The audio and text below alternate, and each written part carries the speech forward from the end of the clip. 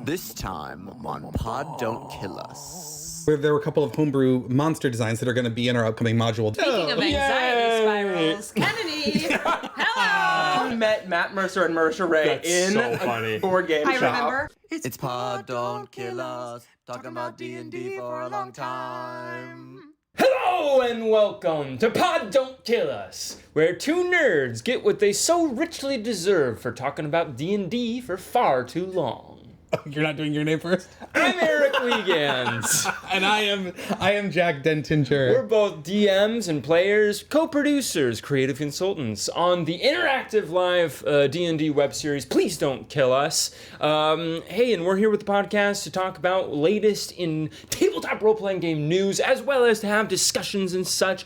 We talk about it so much that, the people that we live with, the people who care about us, have kicked us out of our respective homes, and so we have to come here to the home of Farbles, the scourge of the bog, her cellar of her tavern.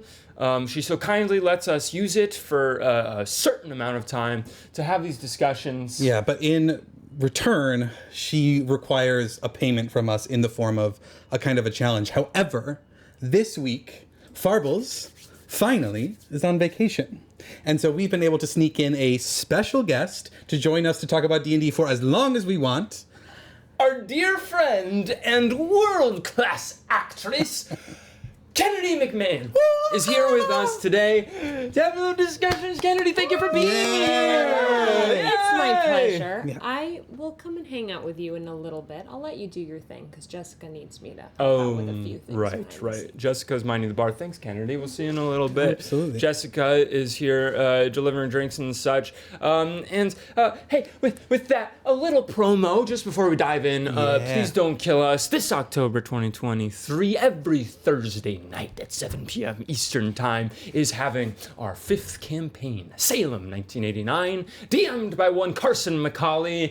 This is a horror high school slasher Think campaign. every slasher trope you can imagine, and also a callback to the first ever Please Don't Kill Us season, Salem, that was 1 year ago for the 1 year anniversary of the show. Yes, in the same world as at Salem, only now it's high school, 1989. Our biggest cast ever. I think it's 7 players at the table, and at least one of them is going to die each episode. That's a guarantee. Yeah, what Carson has cooked up is fantastic. Actually, truly, I have never personally been more excited for a Please Don't Kill Us season. I think it's going to be incredible. Yeah. Psyched as hell. Hey, with that, our first segment on Pod Don't Kill Us is called Brews News. Bum bum. Yeah! Brews News! Brews News is what happens when we have a little discussion about the latest news in tabletop role-playing games. We have a clean 10 minutes to talk about it before we get cut off by Farbles and Jessica. And during that time, we maybe deliver drinks that we have to chug at exactly that moment, cutting us off wherever we are, and the other person has to pick back up. Yeah. With And that- Jessica, we ready with that timer? Yep. With that, night that we're recording this, October 4th, is the premiere of a new Dimension 20 season, Burrow's End. This is a very Watership Down season. Very exciting for us. Hey, why are we promoting someone else's live stream? Yeah. Someone else's web series? Well, one, because we love them, and Yeah. they're huge inspirations to us, but also because a dear friend of ours, someone we went to school with, is producing that season, Ariel Zucker. So exciting. Congratulations to her and everyone on that team. It's going to be fantastic. It's very exciting. She produced the whole season. She got some behind the scenes talking with her about it. It sounded like an absolutely amazing time working with them. She had nothing but the highest praise to talk about working with Dropout and all of them. And I'm so excited. The season looks incredible. It's an amazing cast. And we're so proud of Ariel. Yeah. She directed me in one of her plays, and she's in the same program as Jack at school. a true dream. An amazing person and thing to do. Yeah, we're in awe. So tune in. Burrow's End, I'm sure it's still happening as this is being released on a weekly basis. Burrow's End at Dimension 20. Beyond that, we have Critical Role is live streaming to cinemas on October 25th, a live show from London, carrying on their Campaign 2 party. How fun is that? I was going to ask you, because I just read this for the first time. Campaign 2 party? Meaning Mighty 9 is back? Mighty 9 is carrying on. I believe. I hope I'm right about that. I think that it's carrying on from the Ukatoa 2 shots. I think they're going on. Have you been to any of their live streams in cinemas? It's so funny. I've bought tickets to, I think, 3 of them and never been able to go. Every time, like, some horrible thing comes up and it just ruins the whole situation. But so I cannot wait. I'm going to try and make this one. Have you been? No, I haven't. But I'm sure this is the time it'll work for you. Yeah, absolutely. And additionally, our other in the online live play and design space, Flea Mortals, which is from Matt Colville's company MCDM Productions, came out. Yeah! Oh, it is a twist off. From MCDM Productions, Matthew Colville's company, Flea Mortals is out in hardback this summer. It's been out. How's it going? I don't know why that was so bad. It's just a Bud Light. We've had much worse on the show. It's gotten excellent reviews. Just wanted to shout it out because I'm a huge fan of Matt Colville's D&D design. He's a huge, I think, gateway drug for a lot of new time DMs. His original sort of running the game series on his YouTube channel has a lot to do with just like the most basic running D&D advice, and that was huge for me starting running D&D very much pre PDKU. But now Flea Mortals has to do with his monster design, the bestiary. It's a huge bestiary with like 340 monsters in there, and a lot of it has to do with his action-oriented monsters, which is a really fun, really dynamic way to run monsters that I think has impacted me a lot, just in terms of inspiration for running monsters. That's not what they would call a bag of hit points. Instead, it's a lot of like villain actions that villains can take on when it's not their turn, things that are much more cinematic in their design, things that are not just like, hey, I cast fireball because I can do that because I'm a high-level sorcerer or whatever. It's like, no, one of their actions is to call in a bunch of minions and have them throw rocks down from the ceiling. Like, it's all these sort of like big movie moments that I think is exactly what we're all looking for in a D&D campaign. Yeah, and I think if you watched the Eberron season, where there were a couple of homebrew monster designs that are going to be in our upcoming module that were absolutely inspired by villain-oriented actions, and the way that it creates not only the capability of like more things for a creature to do, but also like spreads out what those things could mean and be in ways that are both cinematic and add different kinds of combat and design challenges into an encounter in a way that I just think is really expansive. And I really owe a lot to MCDM for those ideas. 1,000%. I think you can see that influence also across the live stream world, where I think about like spoilers for campaign 2 of Critical Role, skip ahead just a couple of minutes, but the final fight in campaign 2 with Molly, with Lucian, I'll let Kennedy know when we're done, where it's very much like a 2-part fight, even 2 episodes, where it's like has one form and then has another form, and it's all very like, I know Matt Mercer's talking about being very Final Fantasy inspired, which can definitely see that, but having those sort of movie moments of like, now at this level of hit points it becomes this capability and it does these different things to affect the terrain. It just makes it so much more interesting. New WoTC hardbacks. Yeah, there are 2 that are recently released. Bigby Presents Glory of the Giants and Phandelver and Below the Shattered Obelisk. I can talk a little bit about Phandelver because I know a bit more on that one, but the Phandelver and Below the Shattered Obelisk is essentially the expansion of the Lost Mines of Phandelver, the original 5th edition adventure that they released when they first published the 5th edition of the game. That you're very familiar with. That I'm deeply familiar with. We've talked about before on the show how this one, I had homebrewed something that had incredibly similar themes and ideas to this book, but turns out to be actually completely different. And this is a fascinating book that not only expands on Phandelver, Phandalin, the lore and the depth of that adventure, and really gives it, and I think gives it depth and kind of like new, spicy, weirder ideas, but also takes it further and further out and into the planes in a way that I certainly wasn't expecting with this. And no, we're going to keep away from spoilers, but it is a fascinating hardback, especially if you are into Baldur's Gate 3. Yeah, I think that's a lot of what people are saying just on the online discourses that Phandelver and below is very much a perfect tabletop extension of the Baldur's Gate 3 experience, especially for people who are new to D&D, who Baldur's Gate 3 is their gateway drug for it, is like, if they're having a first campaign, hey, look at that. The new hardback is here, and it's gonna, it's gonna teach them what real D&D is like. Yeah, and there are, in addition to those, there are two upcoming 5th edition hardbacks. One is Planescape, Adventures in the Multiverse, which is a D&D adventure that's gonna cross, I find they open the idea of the multiverse not only as something that exists between adventures, that exists between adventures in the whole D&D world, but also like finally takes us in and between those various universes. Obviously, the world is inundated with multiverse concepts and design, etc., all over the place. But like this one, is in many ways D&D has one of the origins of the idea of the multiverse, and I super can't wait for it. The other one is the Book of Many Things, which Eric, as you're drinking that beer, what's the Book of Many Things? Because I don't know anything about that. The Book of Many Things? Yeah, talk to me about that. Well, it's a book having to do with the deck of many things. Deck of Many Things, which was featured in Eberron recently, yes? Yeah. Maybe. Might have been. It was a deck. The Book of Many Things is like, I can't really tell exactly what it is. It's supposed to be like two parts, where one is like a book having to do exactly with the Deck of Many Things and kind of like, I guess, options for it, the lore about it, different sort of mechanics you can use in the game with it. And then the other is, I'm losing my train of thought.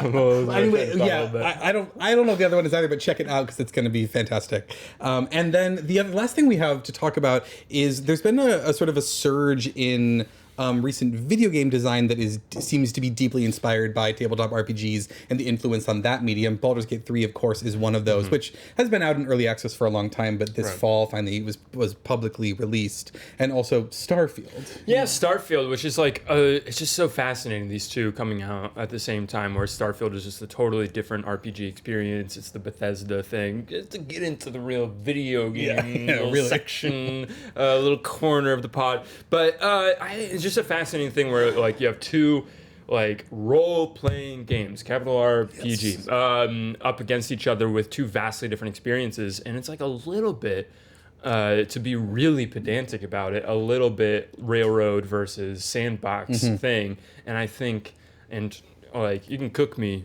anyone online watching this, because I haven't played either, but so I don't know what the fuck I'm talking about. But Starfield, I've seen get criticism for something that I think is a D&D experience sometimes, which is a sandbox with mostly sand. Like what are we really accomplishing by being able to walk across a whole planet besides, well, I'm gonna walk a lot, and it's like, I think that's such a fascinating dichotomy there, where Baldur's Gate 3 is maybe, I know you were talking about it being less of an open world experience than you might have imagined it being. Just than I might have been expecting, yeah, which I think is still like an incredibly open and free flowing sort of experience, but I think does so in a way that is more like an interconnected web, that if you push on one area of it, there are a whole host of unintended consequences of things that are intrinsically designed and connected to each other. Yeah. Whereas, these butterfly effect with that, totally. Where Starfield, it seems like maybe if you touch something, then it's like, well, nothing else changes. Right. Which really is I'm talking on my ass. Oh God, I'm afraid of anyone who loves Starfield out there. I don't know what I'm talking about. I don't know. I thought it was apt for tabletop, but we're done. And we have to stop. That's the Brews News. That's the Brews News. Dun dun. It's time for the challenge, not the reality TV show kind. To pay our rent for being in the cellar of Farble's tavern, even though Farble's isn't here, Farble's is across the pond, we still have to make sure that we're good. Our credit score is good in this place. That's right. And so, completely unaware of what the hell is going to happen to us, why don't we get some help and bring in our extra special, super amazing guest Don't tell Farbles. Kennedy Kennedy McMann, welcome to the table. Come on in, Kennedy. Who knows? Maybe we'll get away with no challenge today. Yeah, maybe so. Oh, wow. Kennedy, do you know what's about to happen to us? I don't. You don't? Okay, don't. great. Okay. That feels really good. And here she comes. Hey! Hey, girl. I forgot you guys were best friends. Oh, yeah. No, we've been working upstairs. Anyway, so I really don't want to do this to you guys. Farbles is really the one who you have to please. However, here I am, and I have to do her bidding. So, what I would like to hear from you guys is, can you name your favorite person in the public TTRPG sphere? Oh no. I don't know about this. Wait. We're gonna have to like DM them or something. I know some of them, and some of them follow me on Instagram. Whoa, really? That's Who? really exciting, though. Robbie. Robbie. Oh my god, I saw him. I'm obsessed with him. I New York would Con- love or no, at so Anime Con. much. We DM'd about playing together once upon a No time. Not in fucking any, way. Not in any way that had any real solidity. It was No, just but in that's still theory, amazing. and it did. Shout out make to me Robbie really D. happy. Yeah. If you ever Whoa, want to that's play cool. with me, let me know. Let us know. Open and Okay, goddamn, I'm so nervous about this. I hate. Do you have an answer, though? 'Cause I don't want to I'm say racking anything. my brain for who I would choose I'm for gonna this. say Robbie because I'm he's afraid the only what one it's gonna I've be. It's gonna be spoken like- to. it's No, gonna you be know like what? adding them or Felicia something. Day also, Oh, and Felicia. I connected at Comic-Con my first year, Way. and she, like, we talked a little bit, and she was so lovely and has like kept following up with me. She's a Dude, really lovely that's woman, and huge. I kind of even got into this whole space with the Guild back in the day, her web Whoa. series. Whoa. Like you were a viewer. Yes, you were, a viewer, yeah. Just a fan. Yeah. And that just really brought me into the sort of Literally, fantasy she's space. basically responsible for. Sorry to make you wait, Jessica. No. She's For her role, responsible yeah. for like tabletop role-playing games being as Literally. big as they are right now. She Because did she was the something- one who was like, "Hey, Matt Mercer, stream your game." Like that was I her. didn't realize that was Yeah. her. Yeah, And for guested. Geek and Sundry. Yeah. Sorry, Oh, I'm right. your enemy. Well, I She do was the remember one who that. was like, "Hey, we have a slot. You guys should bring on just play D&D on our channel," and so that's how it began. So she's kind of responsible for D&D being as big as it is right now. Yeah, it is. Wow. That's so crazy Isn't that true. insane? That's insane. Yeah, she's so, So- cool. That's She's awesome. very cool, and she's very lovely and very nice. So that's yours. So Felicia Day. Yeah. Sorry, you got? Robbie. Dude, I hate this. Yeah, Robbie, we still love you. Hell. Wait, what's the question again, Jessica? Who's your favorite person in the TTRPG space? God, that's so hard. Sorry, I have to think. Like here's the thing. When I think about the kind of game that I want to run as a DM in general, and the kind of player engagement that I hope for when I do that, Sam Riegel comes to mind. So I have to say Sam, I think. Yeah. Great choice. Great choice. I'm so nervous I know, about what this we're is gonna have to do with this horrifying. person. I'm like, Far worse than drinking a mustard vinegar shot that we had to do the first time. God. Farbles. I'm gonna cry. Horrible. I'll say Aabria Iyengar. I love it. There we go. All right, I'm gonna give you this D20, and I've given you the D20, and whoever rolls the lowest, in the style of one of Eric's favorite series, when somebody had to say they were super hungry, like 15 times. No. You have to say the words "super obsessed" in a DM to this person. If you lose, Okay. 10 times you have to say "super obsessed." 10 times know you have to her say for super real. obsessed. Well, let's see. I genuinely hope Kennedy Kennedy, does not get this For far. you could I just kinda be do like, too, you but- already talked to her. You could be That's- like, hey, my friends made me That's say true. this. I gotta no, they're DM gonna super go. obsessed. She's gonna go, Dude, what? dude. Crazy girl. Oh no. Okay, Who are you again? All right, let's do it. Let's do it. Who wants to roll first? God. No, Kennedy, you can do it. Go for it. No, I'm sorry. I'm rolling with advantage because I'm a guest. Yeah, you're Kennedy guess. does get to roll Yeah, with yeah, that's advantage. fair, that's Kennedy's the guest. Please, one. Battle die. Battle die. Give a proper battle die. God damn it. You gotta be kidding me! That would be a 2 for So, those yeah. listening at home. Eric has rolled a 2. And now has to DM Aabria Iyengar saying Oh, you're super obsessed. 10 times. 10 times. We might be burning a bridge with PDKU here. Have you considered that, Jessica? Yeah, Listen, I Jessica. only work in a tavern. I don't do my job. I don't know Damn Aabria it. at all, but I have a hunch that You she'd didn't be say on what cool with platform. this. If I find her on like LinkedIn or That's a something, I'm great gonna make a idea. fake profile. Hysterical. Yeah, or on TikTok or something. Yeah. Maybe where she, Yeah, I don't know. I'm gonna make a fake profile of a random person, That's and I'm true. gonna do that. That's how it's gonna be. Yeah, I have to come in and confess that this is from the fact that I met Matt Mercer. I was gonna have you guys all DM Matt Mercer. And that's what you did. I met Matt Mercer and Mercer Ray That's in so a funny. board game I shop. remember. And I sent them one of the most unhinged DMs I have ever. I would love to go revisit that Carson one day, but I'm already not ready. rolled a nat 1 on this. Literally, so I'm like, I need someone to understand with me. Okay, bye. That is so And Eric funny. has to do it right now. Yeah. I don't have it. Listen, I don't have any apps on my phone that are socials, so I don't know what you want from me. Neither All right, so maybe Please. maybe Eric does this after the show, and we put in the like screenshot of Yeah, it. in Yeah, we post, superimpose you a guys can screenshot. see. Super obsessed with the Burrows and season so far. The story super obsessed, the characters super obsessed, the DM style super obsessed, the battle map super obsessed, the emotional moment super obsessed. Just wanted to shout out amazing work, super obsessed if you can't tell. God damn it! I can't. I knew I was gonna roll the lowest. That's horrible. Okay. It would have worked out Kennedy anyway. would not have had No. to message Felicia Day, her friend Felicia Day. You got either of you Well, guys but could have like pulled not it off my so friend, much better. not nearly close enough to be like she spoke to me very kindly when we met, and then we've like commented on each other's Instagram posts a couple of times. That's awesome. And it's enough cool. in which that like It we're would aware of maybe each be other's worse presence, for but I you think to it would be be like- worse. Absolutely be worse. Are you kidding? But we're not nearly If friends in Felicia any Day thinks capacity where about I you, could she's say, like, "Oh, what a lovely person," and then if you do yeah, that, it's then like, she's what like, a crazy "I don't know girl." about that Yeah, person." maybe we don't. Yeah. Felicia, if you're listening, I am super Oh obsessed. my God. We all listen. Yeah. She's the best. Wow. God Okay, so damn. Eric, as you Wow. come I'm down like drunk. from your anxiety, yeah, that's so true. Jesus Christ. That one beer in Brews News really killed us. I have like no food in my body. Right now. Yeah.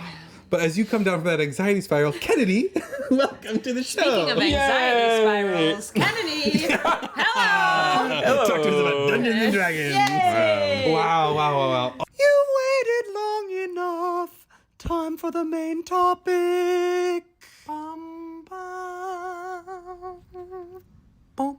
Oh my god. Okay, so there are so many things we could talk about with D&D, and we have and do all the time. Oh, yes, correct. But That I've- all of my suggestions for when I'm typing text messages to you, Jack, are characters from previous campaigns. That's right. Still to this day. My phone stopped autocorrecting crit because we texted it so much that it learned the word. That's right? very Yeah, good. so many of those happened in our If I That's could very introduce just the two of your relationship with D&D, is that like when we all lived in New York together, we all lived in like Upper Manhattan, and we would take like an hour-long train ride down to Brooklyn to The B play train. multiple Hell times yeah. a week, and it was amazing to be a third person on that train because the two of you, the whole train ride, would be talking deeply about character dynamics, about what's happening in the story, about like tactics for the next dragon battle, and then you And would those paid go off. and Yeah. travel back Absolutely up did. to Upper Manhattan together and do the same thing on the way back. Yes. Yeah.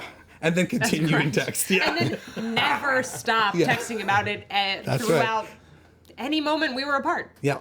It was extreme. It was so Were extreme. we perhaps super obsessed? Yes. We might have been. You might have We called may it have been. an obsession. I think when I started DMing, it was a great reprieve because at least I couldn't. I can't it stop. forced us to That's stop so Yes. funny. because I Yes. couldn't talk to you about certain things. Yes. And like I know that this answer from me, but like why is it capable of handling that much obsession? Does that question make sense? Like why is the game something that Yeah. inspires that kind of obsession for you? That's a great question. I think, well, obviously, I am an actor and I love characters, and that's why I do what I do is because I really like to spend a long time emotionally mining a character and like really tunneling deep. And so it's so interesting as things crop up, especially as you're fleshing out a character who has a backstory that you have made out of your own brain to a certain extent, but then things will come up and inspire you within the world that makes you think, oh, I wonder how my character would come at that because of X, Y, and Z reason. And then that kind of backstory is sort of ever expanding. And then also like this beautiful combination of something that I love about D&D is the marriage of character and the game experience and tablecraft. So how you as a person playing the game can contribute to the experience of everybody else, can craft very technically the story of, okay, I'm going to take this moment to put the spotlight on me and follow through with this character beat, and then find a way to then put that spotlight on somebody else and help sort of tell the story in that way. And then it sort of creates a really interesting story, in my opinion, because you're forced to share that space with other people, and that becomes part of the character in a way that I find really satisfying and interesting. And then also everybody else is doing stuff that surprises you all the time. Yeah. And things come up that surprise you if you're open to anything happening.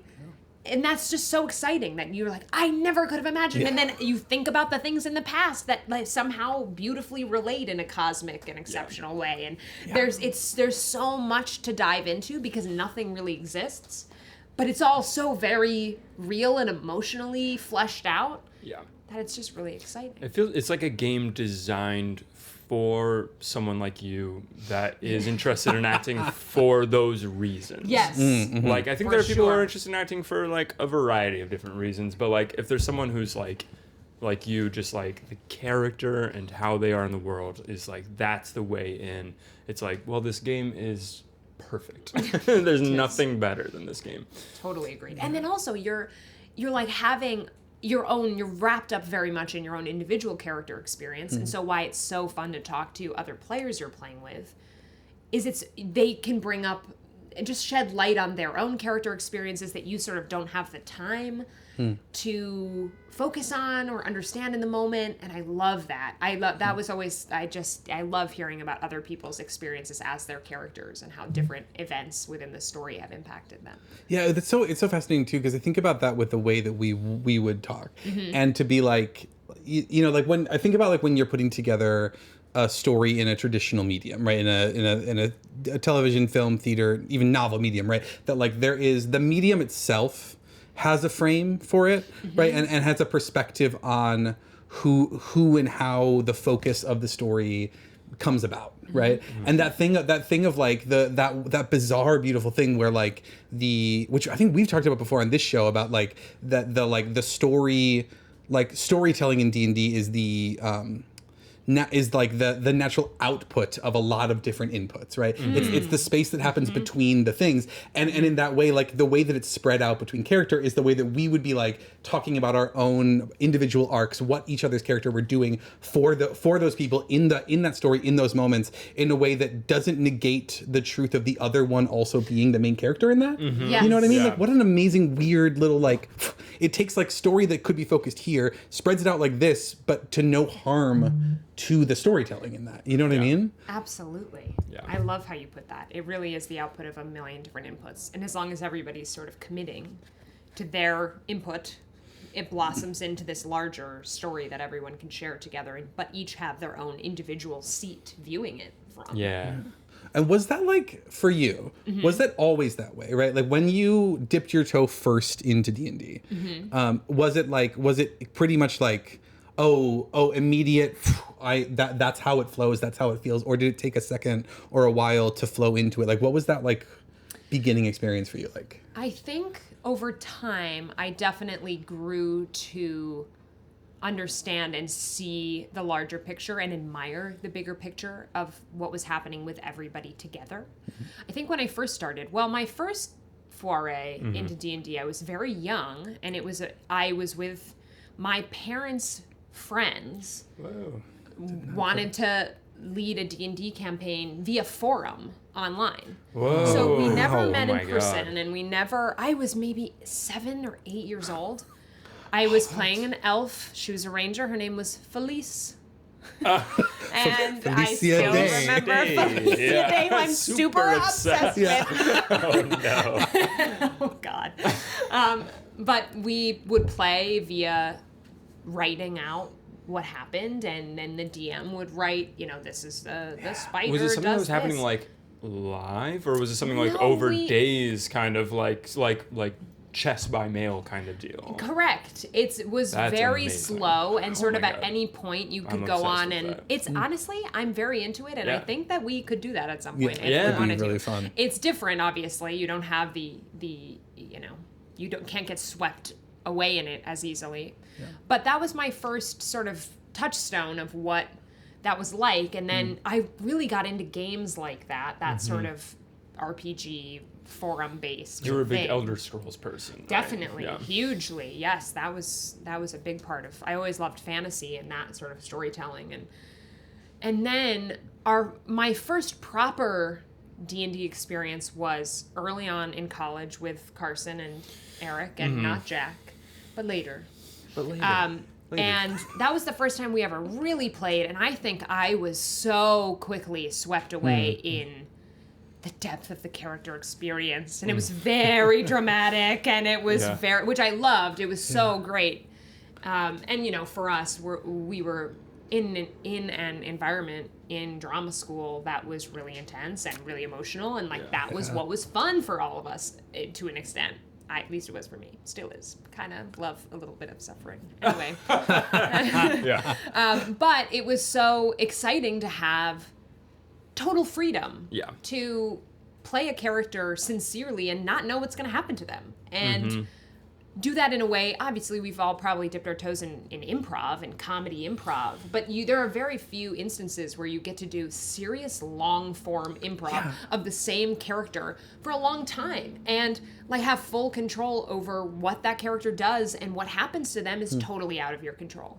And that's really exciting. Yeah. And it's a product of your own stuff. So I think in the beginning, I think I just grew to really, I don't think that flame ever died of how much I loved the emotional experience of getting to play a character in these high stakes scenarios. But then I think that's as time has gone on, and then as I played more and DM'd, and it really, I think, flushed out my view of the whole experience to be something that I can see clearly and appreciate my individual experience, and can see clearly and appreciate the group experience and kind of what is created Yeah. out of it. Do you think that in that time when we were in college and we were Mm-hmm. having this very committed, very sincere experience on a weekly basis with that long form improv, do you think at that time you had an experience of this is affecting how I view my acting work during the week in that way, or was that something that came later, or is it something that's totally separate for you? That's a great question. I think what it definitely always felt like for me was a release. Yeah. It was an outlet. I felt in charge of my creativity in a way that I didn't in school.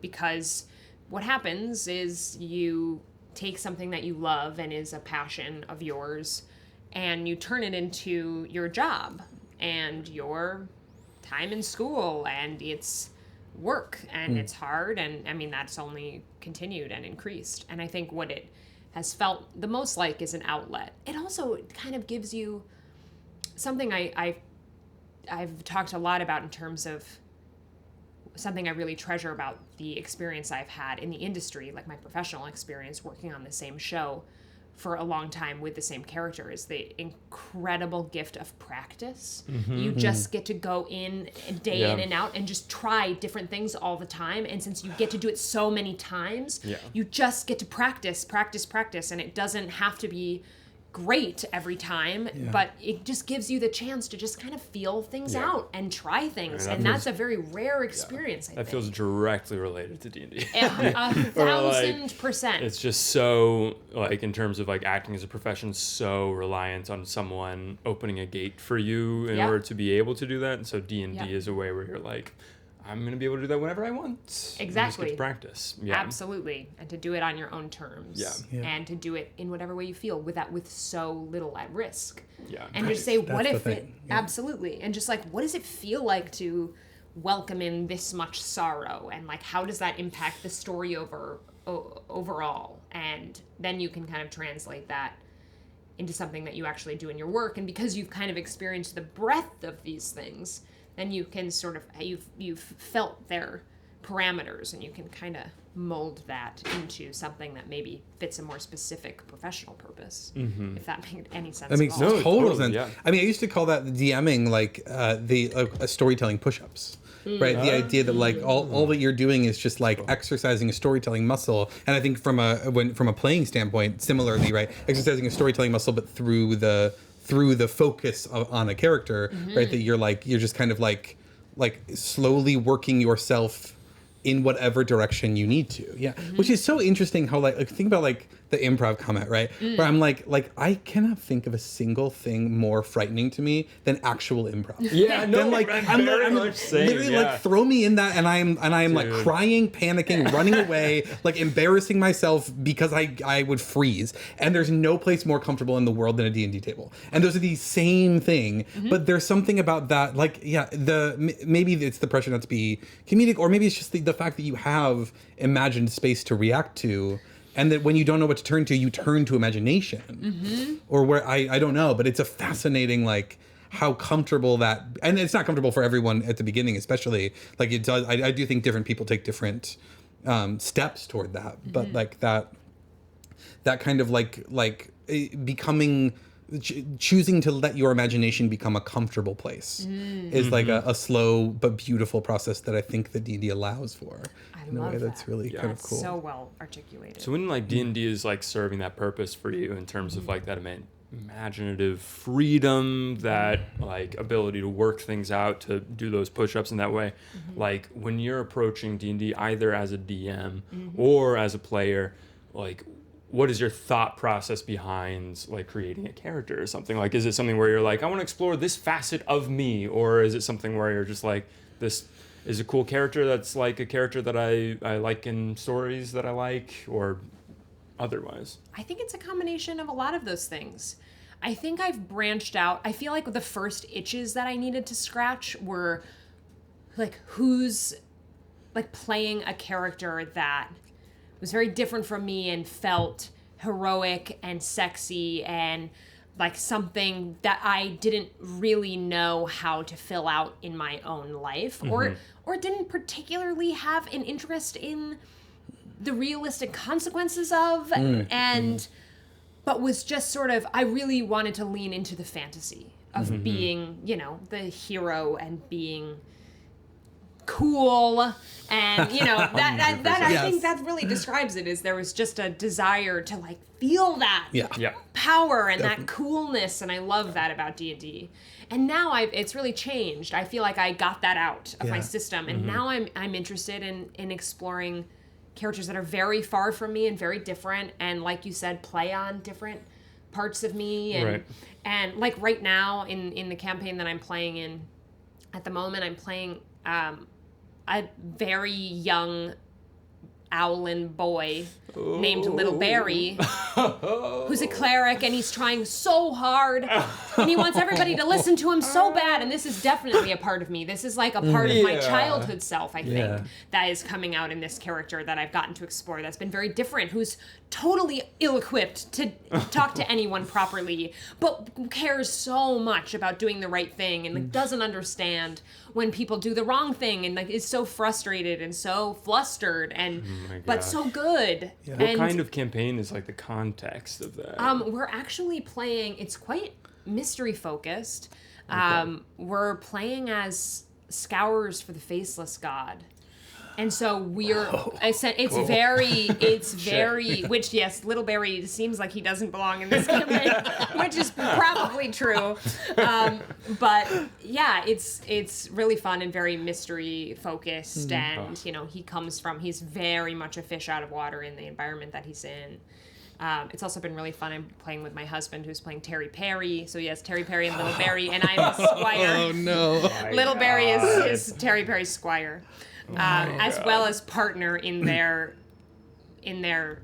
He's a paladin, and so they are united in their service Perfect combo. of Myliki, and trying to follow this path that has been laid out to them in his dreams that he's received. Can I ask a thing? You said talk about like the way that like that's an expression of a piece of you as a kid, and I think and correct me if anyone disagrees. I think we would all probably agree that like any character you make is going to have a sliver of you that's being explored through it, right? Definitely. How when you make a character, how and I'm curious your answer, everyone's answer on this as well, because how intentional is that, right? Have you ever gone, and I'm sure it's different each time a little bit, but like do you feel like you go into it being like knowing the part of you that is going to express and explore? Does that like come up and surprise you? And has that part of you ever been surprising over the journey? Does that make sense? Yeah. Totally. Yeah. I think it's less intellectual for me. I think it's very much a feeling and a gut feeling of as I'm parsing over. A lot of times I approach it from a very basic stance of what kind of class do I want to play? Yeah, what haven't I played sure. in Totally. a while and might be fun to play again and explore. So maybe that's a nice opener. And then from there, it's just a lot about feeling of like parceling through different concepts, different, backgrounds, and until something, for whatever reason, settles like a stone at the bottom of the well. And I go, yes, that's the one. And I definitely feel surprised by the things that have come up.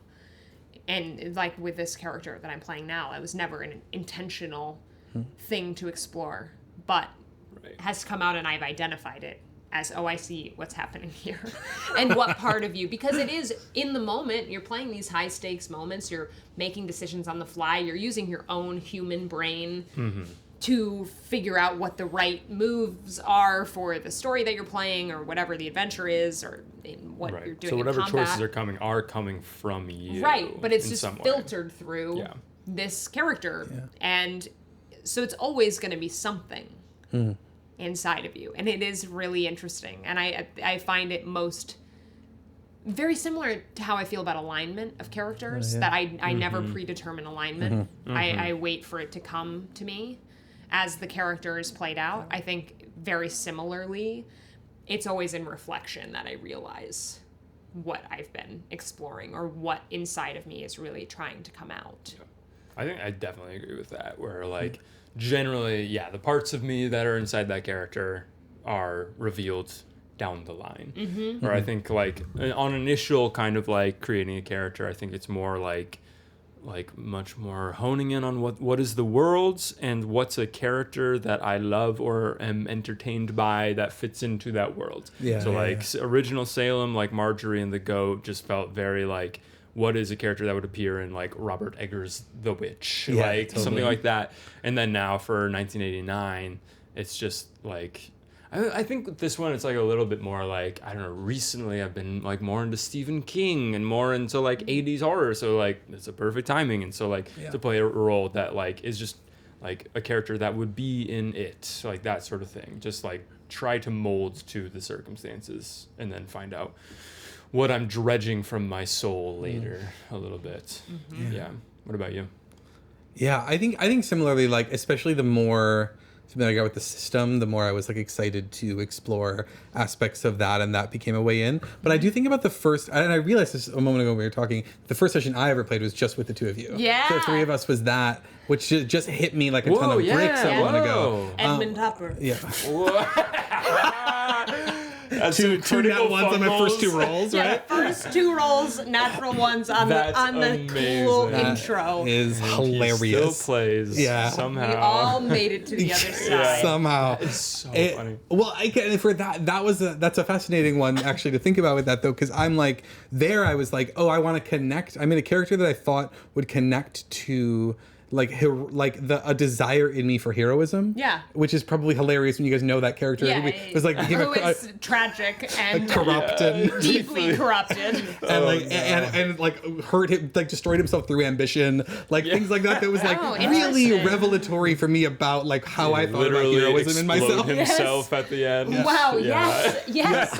I love that though. Yeah, right? I love that in Yeah, a it's way. amazing. You went in with that intention and it revealed your own internal bias and Yeah. Yeah. about what it is. What does a to hero be do? a hero. Blows themselves up. Right. Sacrifices themselves for no reason.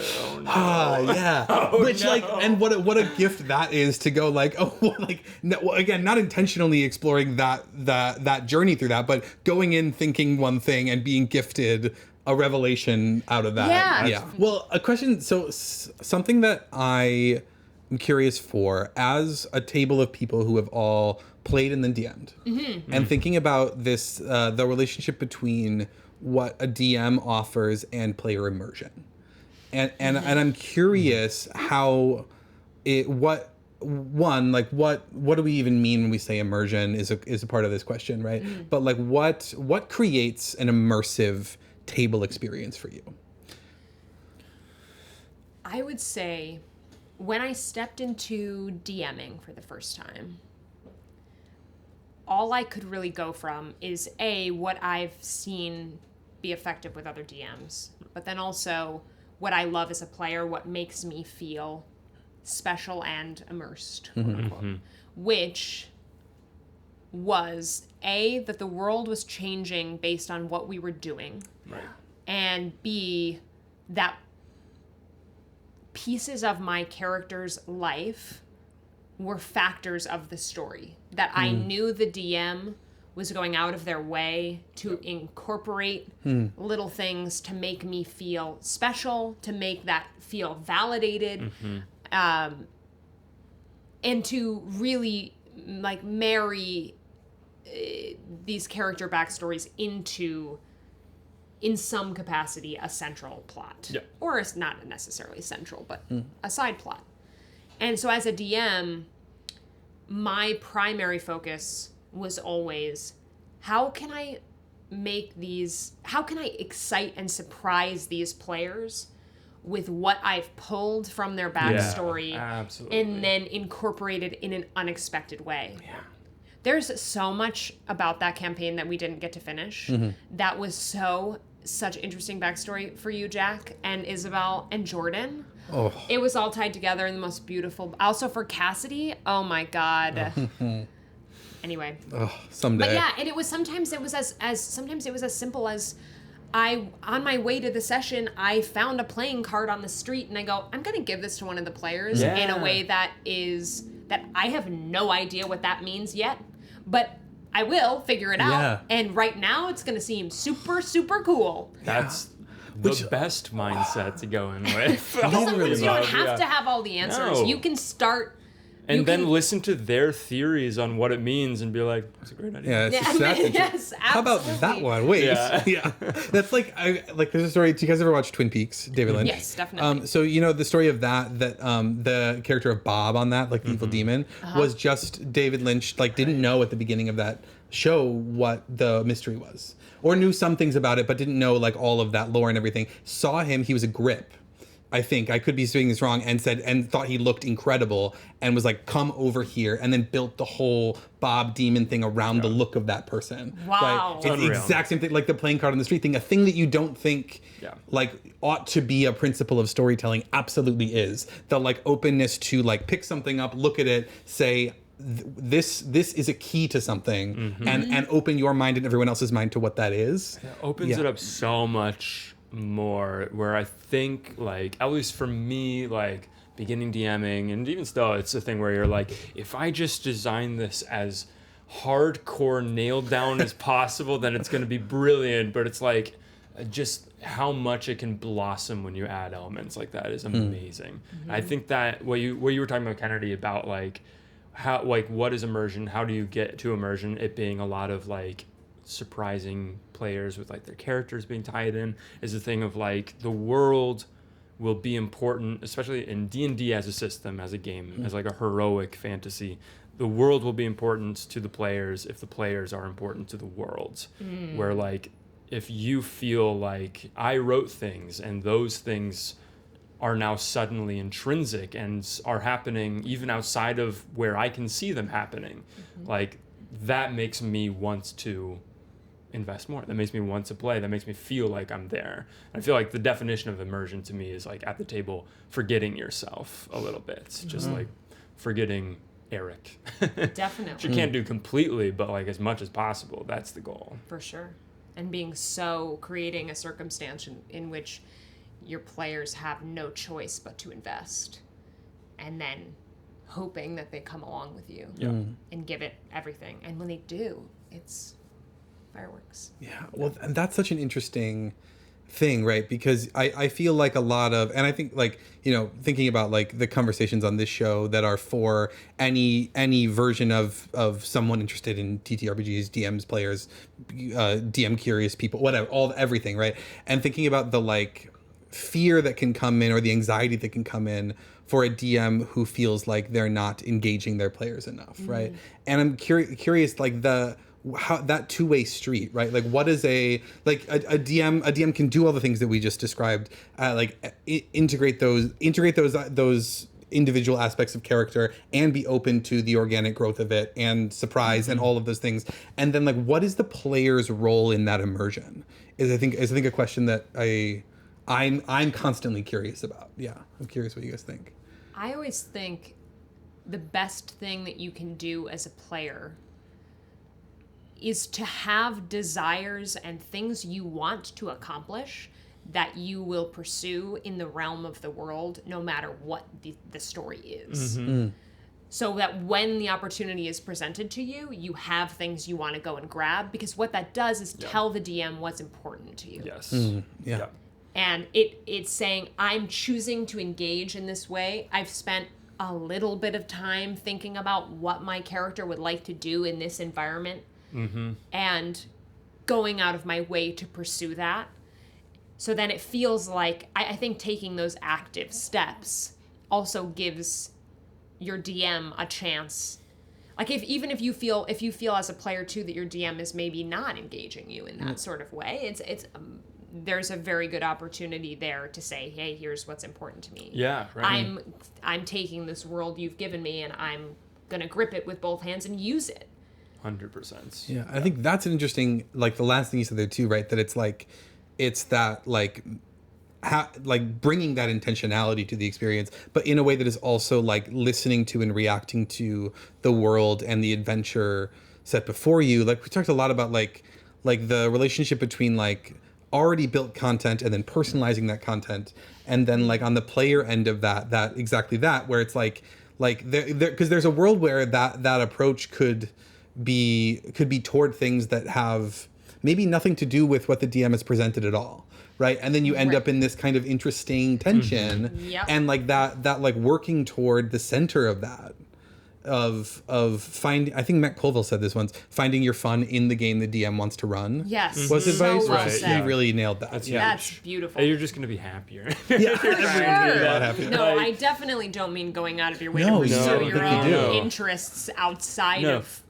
But I mean, least in conflict I think that can with be a what's problem presented. with DMs where they're Definitely. like just ignoring players that like have expressed what they want to go after, and then a DM that's like, well, that's not the story I'm telling. It's like, that's a bad DM. That's a DM fucking up. But Yeah, like, I think there's definitely. a marriage to happen there where like, if you're as a player able to move yourself in the direction of the world that's presented before you, it's just going to be like that much more immersive. I feel like if I have like one very like tangible piece of advice for like how can a player add to the immersion at the table, it's just as your player character, talk to the other player characters, ask them about themselves, ask them about what they want, ask them about how they're feeling about things, and just like have conversations at the table like that. Because I think that everyone as a PC wants that, wants to be asked about like what they're feeling and everything, like wants to feel that connection between each other. That's so well said. That's such an easy action point.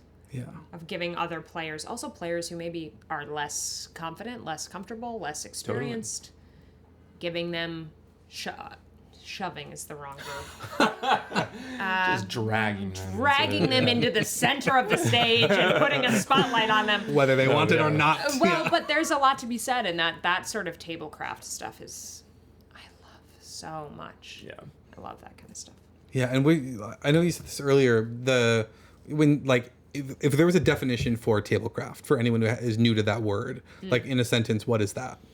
Just curious, I'm curious what that about definition your guys' would answers say. for Yeah. that. I'm curious of your answers as well. I would say tablecraft, I don't know if I could do it in one sentence. It is a respect for the communal experience and using your in-game actions to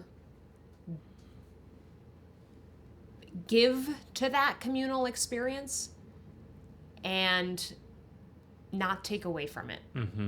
And to be intentional about how much space you're taking up, be intentional about switching the spotlight onto others, and having an awareness of what serves the greater purpose of the story and the group's enjoyment.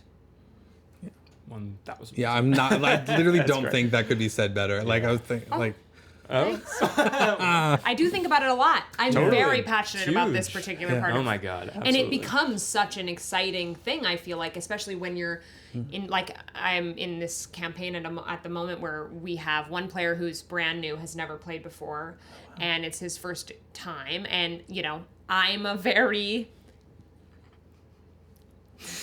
loud player. I'm very That's so funny. an initiator. yeah. And so is Sam, my husband, and we're both very hands-on, Yeah. have thought so much about everything for hours outside of this game.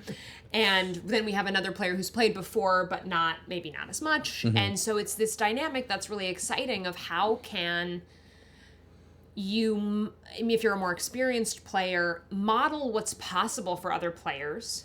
Of saying, you know, I came to the table with this, I'm going to pursue this, and I'm allowed to, and so are you. And then also trying to find ways to open the door for their character Yep. and giving them a little push through in a loving way, in a supportive way, and that's very, very exciting. And also sometimes that means taking the spotlight, Totally, saying somebody, yes. I need to lead, somebody needs to push this Yeah, forward. right. And somebody needs to, like, be the first to go. And when is that me? And when is that not me? Yeah. Yep. And how will that benefit everybody else's experience of what's happening? Yeah. Well, and that's so interesting too, because that also brings into play different preferred play styles, right? And I think I think you see a lot of advice online about like, you know, finding the right table for your preferred play style, which is really real, totally, right? Like if something's happening that's completely different than what you want from this, like seek something else. But there's also a world where that is, you know, I think about this from when I was paid DMing forever, and was thinking about bringing together vastly different groups of people who wanted to play the game in vastly different ways, and that those aren't incompatible, but you have to make the space for those various different. Like somebody who wants to initiate and lead and have a really character-based story, and other players who aren't bothered by that but have no interest in doing that, right? And have an interest in, you know, maybe helping, like being deeply involved in the creative problem solving together, and of course and combat and whatever else. But that thing of like recognizing, when you as a player recognize your own preferred play style, right? Make enough space to listen to everybody else's, and then a DM who can be similarly aware and is kind of modulating the experience that way, opens up a more areas of compatibility than maybe would have been there before, which I think is such a it's so like the thinking about that idea of initiating and listening for when to pull back feels like a crux in that, you know. Definitely. 1,000%. Very well said. I keep flashing in my head and just looking, like my eyes in my vision is how I'm gonna write this DM to Aabria Iyengar, and it's really it's kind of sending me for a loop.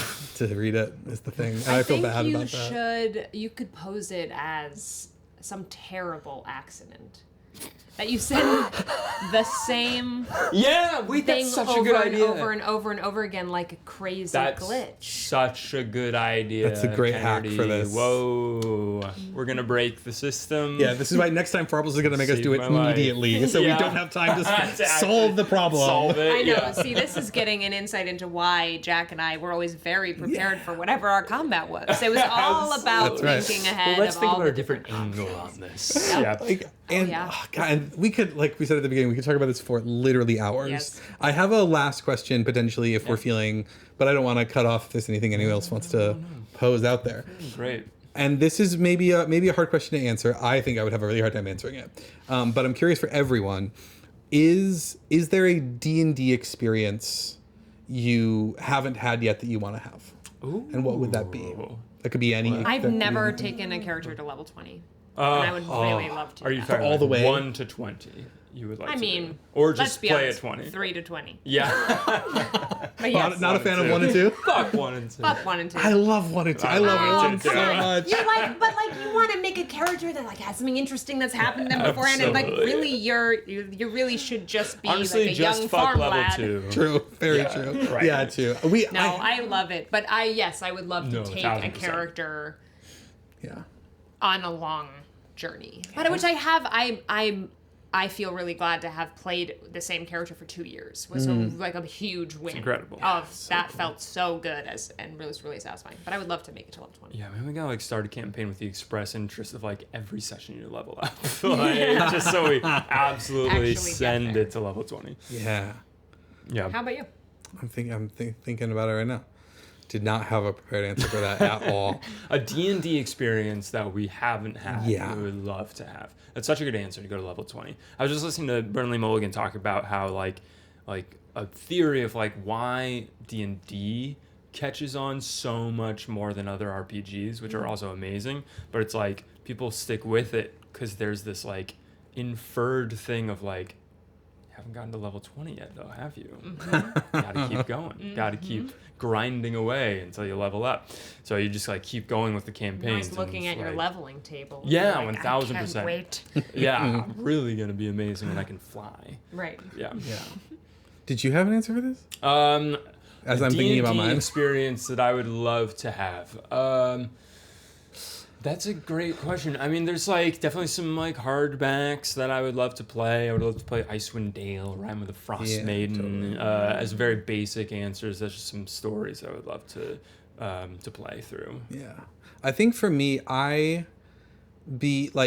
just DMing for so long, became like accidentally, and I'll eat my words on this when someone tests me on it, but encyclopedic in my knowledge of the rules and everything. Absolutely. And I would actually love to, in a way that wouldn't hurt a campaign. And I don't know what campaign would make space for this. To optimize the fuck out of something. Yeah, Like go totally. do like the Sorlock coffee lock thing or whatever. Coffee lock. Coffee lock is like a sorcerer warlock, I think is what it is. That like can trade if you never take a long rest, you can short rest, regain sorcery points, or use those sorcery points to regain spell slots, Right. and never run out of spell slots. So as long as you never long rest, you have spell slots for years and years and years and years, as much as you want. You never run out of resources. It's like one of the weirdest optimizations in the game. They call it coffee lock because you never sleep. Sounds like something that's That's not going to be there in the new absolutely edition. insane. Yeah.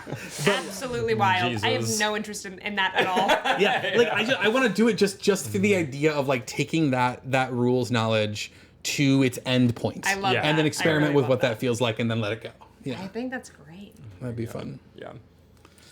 I would love to win a battle royale. Oh, me too, You man. know, that would be great. Fuck you, Jack. My history is not No, wait, amazing. Boblin won. Isabel won. The one that Eric ran? Yeah. Oh, of Edmund, course. Jack. baby. Jack won the one that Oh I no, ran. it's that the Bob. No, you killed me. I killed you. And Jordan then the won the Hunger Boblin. Games. Yeah, Jordan won our Hunger Games one. Yeah. Yeah. Fuck you, Edmund Hopper. Yeah, you. My nemesis for life. Proper. Also took my end campaign death, and you took it from me. I saved the world, and you died too for no Full reason. villain. For the freedom of death. It's been amazing having you here, Kennedy. Yeah, I mean, thank we you can so end with much. one last thing of like, what is your favorite memory? Just a quick last thing, just a nice thing. My favorite memory was deep in the campaign that we were all players in.